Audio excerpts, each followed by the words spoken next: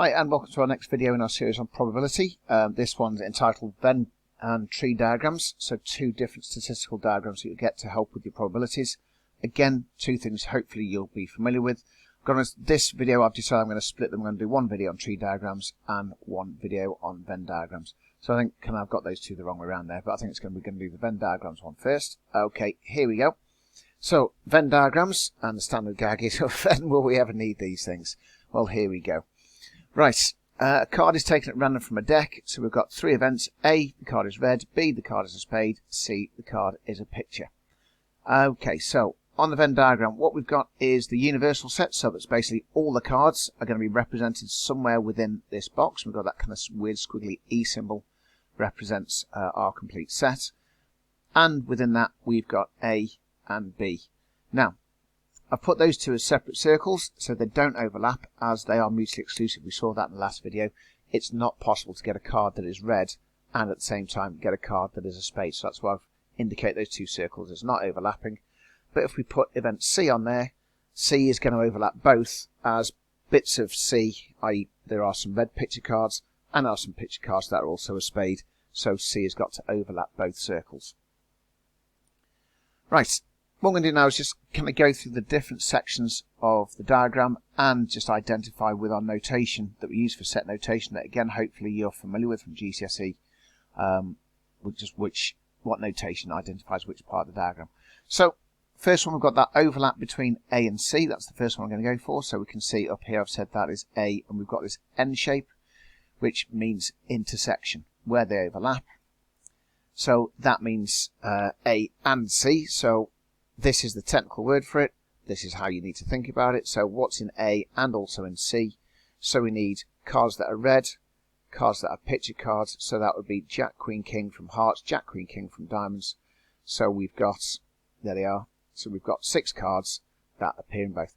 On your Venn diagrams, you can either put the numbers, or it's perfectly okay to put probabilities on the Venn diagram as well. I've just chosen the kind of the number of outcomes that are in each section on my version of this diagram. So that's that bit done. Let's go on and have a look at the yellow bit that's now shaded.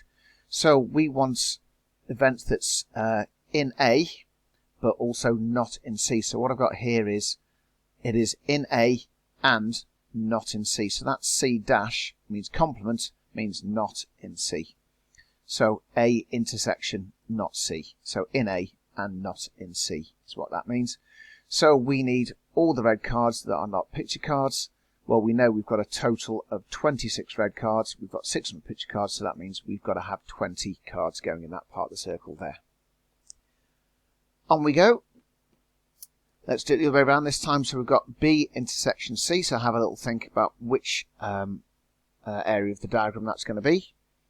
And hopefully you identified that region there as in B and in C.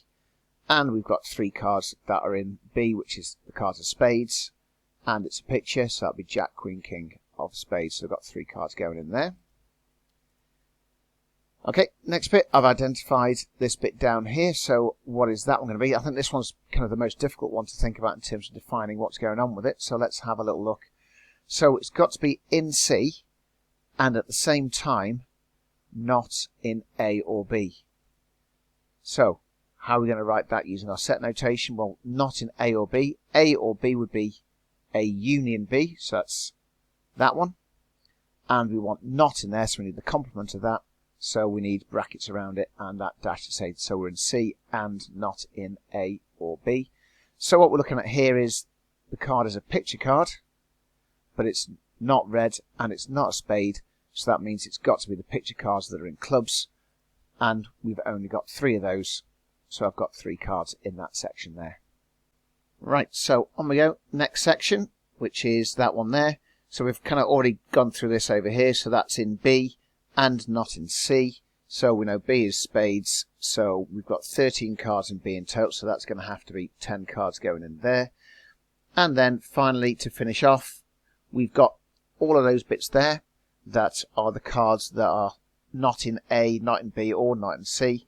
So if we have a little look, we've got all the cards that are, so those are the red cards. Those are the spades, so basically anything outside MB is clubs. and we've got clubs that are not also picture cards. There's going to be 3 of those. So in total, if we have a think about it, we've got 26 plus another 6, 32. There's 42 cards there. So there's got to be 10 cards that are not in A, B or C.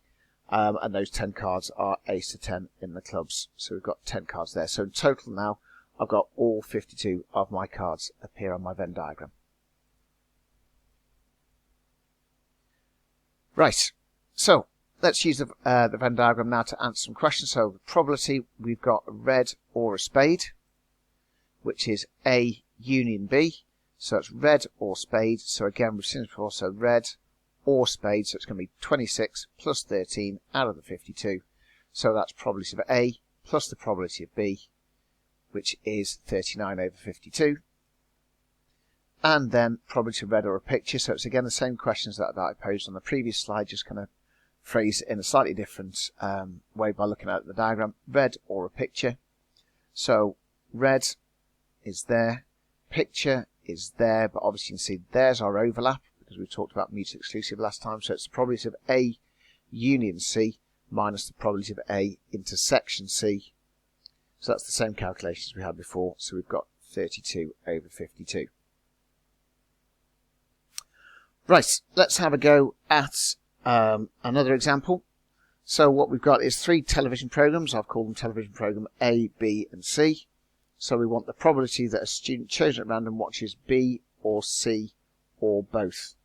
So here we go. So we want B or C. So the probability they watch B or they watch C is going to be anything in those 2 circles there. So we can see we can either just add up these. So we've got 4 plus 7 plus 10 plus 5. So out of the 30 pupils in total, so we've got 26 over 30. So the whole B or C or both, the both part is those 10 there, and those ones that we kind of we have to be careful to make sure that we don't double count. And on we go to part 2, determine whether watching B and watching C are statistically independent. Well, our test for how we do that comes from the previous video where we said the probability, if we've got 2 independent events, the probability of B and C is probability of B times by the probability of C. So what we're going to do is use that calculation alongside with the information we've got in our Venn diagram and see if we get the same results. So here we go. Probability of B is 15 over 30. Probability of C is, what's that, 21 over 30. If I times those 2 together, probability of B times by the probability of C, I get 7 over 20 once I've done a bit of cancelling. Okay.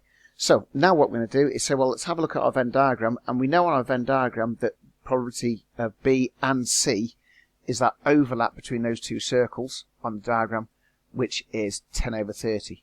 So what we've got now is our calculation tells us that it's 7 over 20. Our information on our diagram tells us it's 10 over 30. Those 2 things are not the same. So the probability of B and C is not equal to probability of B times probability of C. So we can say that watching B and watching C are not independent events.